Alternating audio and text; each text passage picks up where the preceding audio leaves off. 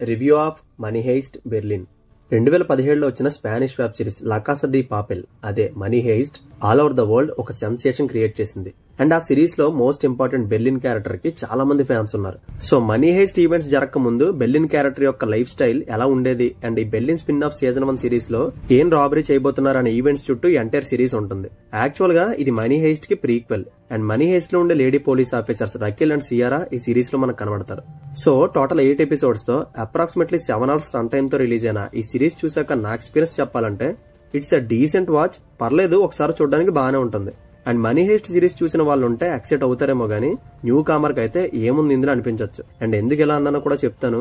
And first of all ఈ series plot వచ్చి 44 million euros value చేసే జ్యువెలరీని దొంగతనం చేయడానికి బెర్లిన్ తన టీమ్ తో ప్రిపేర్ అవుతాడు.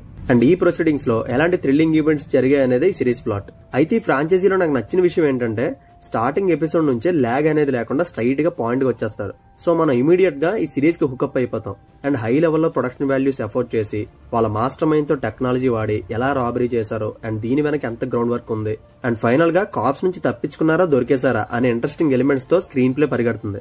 అయితే ప్లానింగ్ వేయడం, టెక్నాలజీ వాడి ప్రొఫెషనల్ గా రాబరీ చేయడం అనేది మనం చాలా సార్లు చూసాం. సో ఇది మనకి ఎక్సైట్మెంట్ ఇవ్వకపోవచ్చు. మరి ఎక్సైట్మెంట్ ఇచ్చే విషయం ఏంటంటే పోలీసులకి ఈ గ్యాంగ్ కి మధ్య జరిగే 1v1 ఫేస్ ఆఫ్ ఏదైతే ఉందో అది ఎడ్జ్ ఆఫ్ ది సీట్ కూర్చోబెడుతుంది. మనీ హెయిస్ట్ సిరీస్ కి మనం అంత కనెక్ట్ అవడానికి కూడా మేజర్ రీజన్ ఇదే. కానీ ఈ బెర్లిన్ సిరీస్ లో అదే పెద్ద డ్రాబ్యాక్ పోర్షన్. చూస్తున్నప్పుడు ఎక్సైట్మెంట్ ఇవ్వకుండా థింగ్స్ అన్ని చాలా సింపుల్ గా అయిపోతుంటాయి. అండ్ పోలీసులు ఇన్వెస్టిగేట్ చేసి పట్టుకోవడానికి ట్రై చేస్తుంటారు గానీ అదంత కిక్ ఇవ్వదు. జస్ట్ 1-2 చోట్ల మాత్రమే ఇంట్రెస్టింగ్ అనిపిస్తుంది. అండ్ టోటల్ ఈ సిరీస్ లో థ్రిల్లింగ్ ఎలిమెంట్స్ కన్నా కూడా క్యారెక్టర్స్ మధ్యలో లవ్ ని మరీ ఓవర్ గా ఎక్స్ప్లోర్ చేశారు. దానివల్ల ఇది లవ్ స్టోరీయా లేక థ్రిల్లింగ్ హెయిస్ట్ కి సంబంధించింది అనే డౌట్ రైజ్ అవుతుంది. అండ్ గ్యాంగ్ లో ఉండే 6 క్యారెక్టర్స్ కి ఏదో ఒక ఎమోషనల్ బ్యాక్ స్టోరీ పెట్టి మళ్ళీ ప్రెజెంట్ లో వాళ్ళు వేరే వాళ్ళతో లవ్ డ్రామా నడపడం చాలా బోరింగ్ అనిపించింది. సో దీనివల్ల ఈ హెయిస్ట్ పాయింట్ ని డామినేట్ చేసి మరి లవ్ స్టోరీ ఎక్కువ ఎక్స్ప్లోర్ చేయడం వల్ల ఈ మిషన్ ఫేడ్ అవుట్ అయిపోయింది. బట్ ఎమోషనల్ గా లవ్ డ్రామా బానే ఉంటుంది, బోర్ కొట్టలేదు. కానీ ఇలాంటి థ్రిల్లింగ్ సిరీస్ చూస్తున్నప్పుడు చాలా ఎక్స్పెక్ట్ చేస్తాం కదా, అందులో కొంచెం కూడా లేకపోవడం డిసప్పాయింట్ చేసింది. అండ్ బెర్లిన్ క్యారెక్టరైజేషన్ ని చాలా యూనిక్ గా చూపెడతారు అనుకున్నాను, బట్ రైటింగ్ మిస్ఫేర్ చేశారు. అండ్ టైటిల్ బెర్లిన్ అని పెట్టిన రెస్ట్ ఆఫ్ ద కాస్టింగ్ కి ఎక్కువ స్క్రీన్ స్పేస్ ఇవ్వడం వల్ల బెర్లిన్ క్యారెక్టర్ నాకు అంత ఇంపాక్ట్ ఇవ్వలేదు.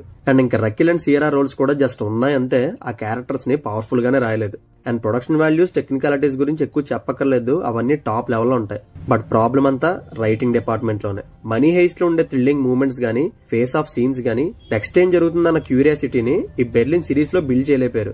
అందుకే ఓవరాల్ గా ఇట్స్ అన్ యావరేజ్ సిరీస్ అని చెప్పొచ్చు. హోప్ సో సెకండ్ సీజన్ లో ఇవన్నీ క్లియర్ అవుతాయి అనుకుంటున్నా.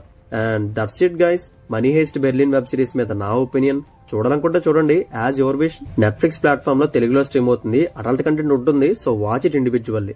ఓకే, అండ్ ఫైనల్ గా ఈ సిరీస్ కి నేను ఇస్తున్న rating 2.25 out of 5. And see you in the next video. Take care friends, thank you.